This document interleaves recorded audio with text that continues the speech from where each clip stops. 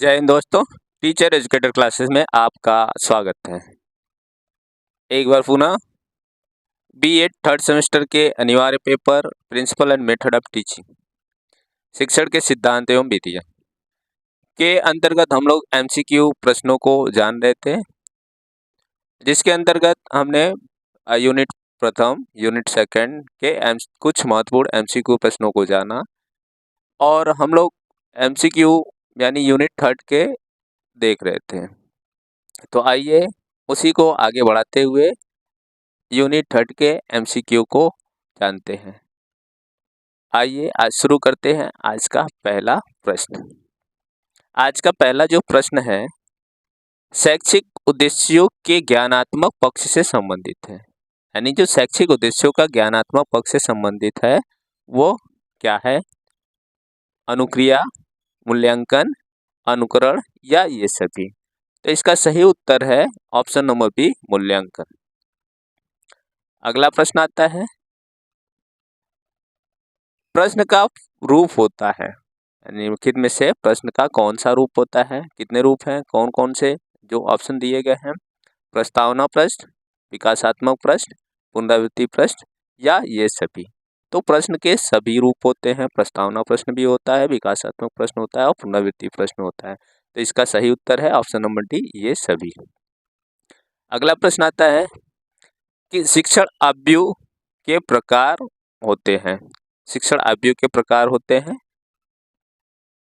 कौन सा? प्रभुत्ववादी, प्रजातांत्रिक या ए बी दोनों या इसमें से कोई नहीं। तो इसका सही उत्तर है option number C, A B दोनों। प्रभुत्ववादी और प्रजातांत्रिक ये दोनों होते हैं।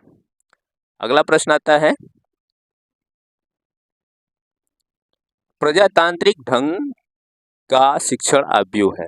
यानी जो प्रजातांत्रिक ढंग का शिक्षण अवयव है, शिक्षण विधि क्या है, वो निम्नलिखित में से कौन सा है? संवेदनशील प्रशिक्षण, सामूहिक निर्वाह, मस्तिष्क संवेदन या ये सभी। तो इसका ऑप्शन नंबर डी सही है, यानी उपरोक्त सभी। नेक्स्ट प्रश्न आता है योजना अवयव एक शिक्षण का रूप है। योजना अवयव एक शिक्षण का रूप है कौन सा? ऑप्शन नंबर ए, एकतांत्रिक, प्रजातांत्रिक या ए बी दोनों या इसमें से कोई नहीं। तो इसका सही उत्तर है ऑप्शन नंबर बी, प्रजातांत्रिक। प्रजातांत्रिक। नेक्स्ट प्रश्न आता है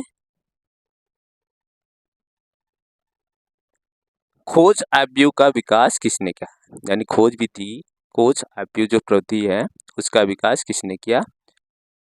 किलपैट्रिक ने, ब्लूम ने, मॉरिसन ने या ये सभी। तो इसका सही उत्तर है ऑप्शन नंबर ए, किलपैट्रिक ने खोज अवयव का विकास किया था।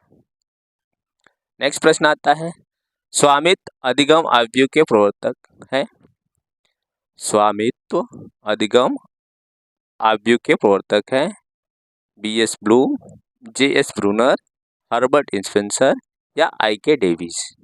तो इसका सही उत्तर है option number A, B S Bloom. अगला प्रश्न आता है व्यक्तिगत भिन्नता शिक्षण अवयव है। व्यक्तिगत भिन्नता शिक्षण अवयव है अनुवर्ग, अभिक्रमित अनुदेशन, भूमिका निर्वाह या खोज अवयव। तो इसका सही उत्तर है ऑप्शन नंबर डी, खोज अवयव। नेक्स्ट प्रश्न आता है सुकरात का शिक्षण अवयव है। यानी सुकरात ने कौन सा शिक्षण तकनीक दिया है, शिक्षण विधि दिया है? प्रदर्शन विधि, प्रश्नोत्तर विधि, प्रवचन विधि या अनुवर्ग विधि। तो इसका सही उत्तर है सुकरात ने प्रश्नोत्तर विधि दिया हुआ है, यानी कि ऑप्शन नंबर बी सही उत्तर है, प्रश्नोत्तर विधि। अगला प्रश्न आता है एक तंत्र ढंग का शिक्षण अवयव है। एक तंत्र ढंग का शिक्षण अवयव है स्वतंत्र अध्ययन, अनुवर्ग शिक्षण, भूमिका निर्वाह या इसमें से कोई नहीं। तो इसका सही उत्तर है ऑप्शन नंबर ए, स्वतंत्र अध्ययन। नेक्स्ट प्रश्न आता है प्रोजेक्ट यानी योजना पद्धति का पहला पद होता है। प्रोजेक्ट मेथड यानी योजना पद्धति का पहला पद होता है प्रोजेक्ट चुनना, कार्य का निर्णय, कार्यक्रम बनाना, या परिस्थिति का निर्माण करना। तो इसका सही उत्तर है ऑप्शन नंबर डी, परिस्थिति का निर्माण करना। नेक्स्ट प्रश्न आता है, प्रोजेक्ट यानी योजना पद्धति में विशेषताएं होती है या प्रोजेक्ट मेथड की विशेषताएं होती हैं। स्वयं करके सीखने पर आधारित, मनोवैज्ञानिक विधि पर आधारित, ज्ञान प्राप्त ज्ञान स्थायी या उपरोक्त सभी। तो इसका सही उत्तर है ऑप्शन नंबर डी, उपरोक्त सभी। अगला प्रश्न आता है, बहुकेंद्रीय अनुदेशन का विचार प्रतिपादन किसने किया? बहुकेंद्रीय अनुदेशन का विचार प्रतिपादन किया यानी किसने किया? प्लंडन ने किया, डेविस ने किया, एडगर डेल ने किया या इसमें से कोई नहीं। तो इसका सही उत्तर है option number C, Edgar Dale ने किया। नेक्स्ट प्रश्न आता है, आई के डेविस के अनुसार कार्य विश्लेषण का प्रकार होता है। आई के डेविस के अनुसार कार्य विश्लेषण का प्रकार है पट वस्तु विश्लेषण, व्यवसाय विश्लेषण, कौशल विश्लेषण या ये सभी। तो उपरोक्त सभी। आई के डेविस ने कार्य विश्लेषण को 3 भागों में बांटा है, पट वस्तु विश्लेषण, व्यवसाय विश्लेषण और कौशल विश्लेषण। तो इसका सही उत्तर है ऑप्शन नंबर डी, ये सभी।